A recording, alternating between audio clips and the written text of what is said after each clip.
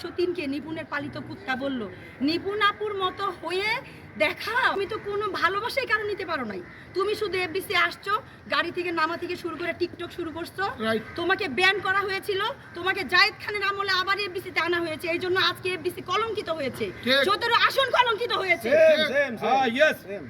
17 আসন কলঙ্কিত হয়েছে। তোমার মতো একটা মেয়ে, এতগুলা চলচ্চিত্রের যত শিল্পী আছে তাদের নামে তোমাকে বলার অধিকার কে দিয়েছে?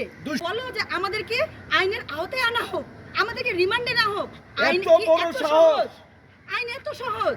তুমি টিকটক করা ছাড়া তুমি 2 বছর ছিলাই কমিটিতে, নিপুণ আপুকে দিয়েই তুমি এই কমিটিতে আসছো। নিপুণ আপুকে দিয়ে, নিপুণ আপুর সময়ে তুমি যে আসছো, এই 2 বছরে তুমি কি করছো? তুমি আমাকে একটা কাজ দেখাও যে আমি এটা করছি।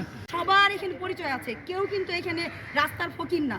সে যে বললো যে প্রায় 400 জন শিল্পীকে আইনের আওতায় আনা হোক, 103 না, 370-80 মতো শিল্পীকে আইনের আওতায় আনা হোক এবং তাদেরকে রিমান্ডে নেওয়া হোক। এমন কি হয়েছে যে রিমান্ডে নিতে হবে? আমি তো ডিম সিদ্ধ করে নিয়ে আসতে চেয়েছিলাম। হ্যাঁ, রিমান্ডে নিলে তো ডিম সিদ্ধ দেয়, তো ডিম সিদ্ধটা আমি নিয়ে আসে রেডি করতে চেয়েছিলাম যে দেখি যে রিমান্ড আর আইন কি তার হাতের মুঠা, সে যা বলবে তাই হবে।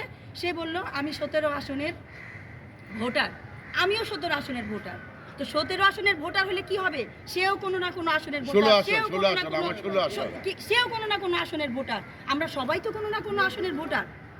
17 আসনের ভোটার, সেও যেমন সম্মানিত, এখানে আমরা যারা আছি সারা সবাই তো আমরা সেম সম্মানিত। তার ভোট, একটা ভোট দিলে তো 10টা ভোট আসবে না, আমরা দিলেও একটা আসবে, তারা দিলেও একটা আসবে। তো এই যে 103-কে নিপুণের পালিত কুত্তা বলল, নিপুণ আপুর মতো হয়ে দেখাও। নিপুণ আপু আমাদের সবার সদস্য পদ আমাদের ফিরিয়ে দিয়েছে।